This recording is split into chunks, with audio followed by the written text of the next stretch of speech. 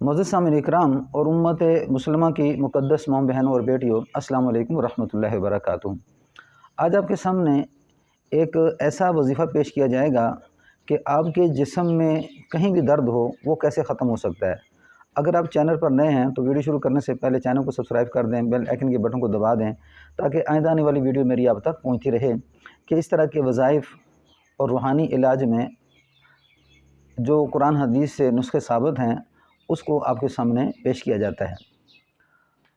सबसे पहले आपके जिस्म में कहीं भी अगर दर्द है तो डॉक्टरी अद्वियात की तरफ भागने से पहले और देसी नुस्खे शुरू करने से पहले रूहानी तौर पे आप ख़ुद घर के अंदर अपना इलाज करें।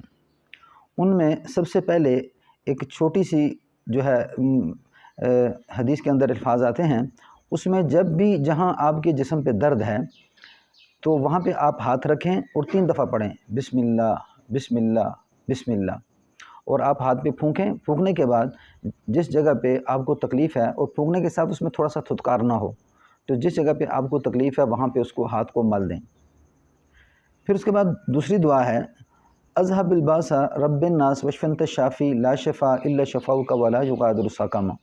अज़हबिल बासा रब्बिन नास वशफिन्त शाफ़ी ला शफ़ा इल्ला शफ़ाउका वला युगादिरु सक़मा।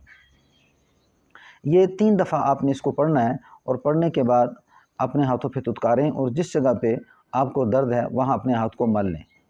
फिर तीसरी दुआ है जिसमें आप सल्लल्लाहु अलैहि वसल्लम पे हज़रत जिब्राइल अलैहिस्सलाम ने दम डाला था कि बिस्मिल्लाह रकीक मिन कुल्लि शैइन युज़ीक मिन कुल्लि शर्रि नफ्सिन अव ऐन हासिद अल्लाहु यशफ़ीक बिस्मिल्लाह रकीक। बिस्मिल्लाह रकीक मिन कुल्लि शैइन युज़ीक मिन कुल्लि शर्रि नफ्सिन अव ऐन हासिद अल्लाहु यशफ़ीक बिस्मिल्लाह रकीक। यानी ये 3 दफ़ा आप इसको पढ़ें, और पढ़ने के बाद जिस जगह पे आपको दर्द है वहाँ पे अगर आप फूंक मार सकते हैं, हल्का सा थुतकार ना हो, वहाँ थुतकार भी दें और फूंक भी मार दें, और फिर हाथों पे थुतकारें और फूंक मारने के बाद जिस जगह पे आपको दर्द है इस जगह पे आप हाथ के साथ उसे मल लें। ये 3 दुआएं हैं, बिल्कुल ही मुख्तसर हैं और बहुत ही आसान हैं। इस वीडियो के आखिर में वो दुआएं आपके सामने लिख के पेश भी कर दी जाएंगी।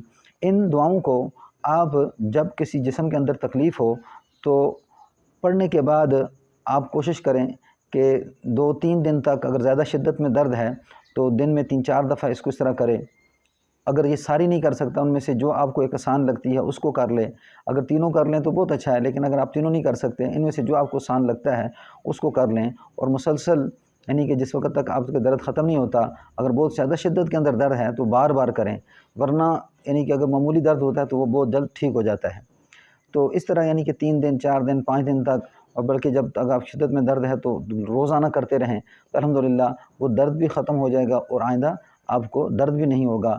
इसी तरह ये दांत का दर्द है, हड्डियों का दर्द है, या इसी तरह आपकी आँख में दर्द हो रहा है, कानों में दर्द है, यानी जिस्म के जिस हिस्से में दर्द है, यानी गोश्त के अंदर तकलीफ़ है या हड्डी के अंदर तकलीफ़ है, यानी किसी भी जिस्म के हिस्से में तकलीफ़ है, तो ये अमल इंतहाई मुजर्रब है और बहुत आसान अमल है।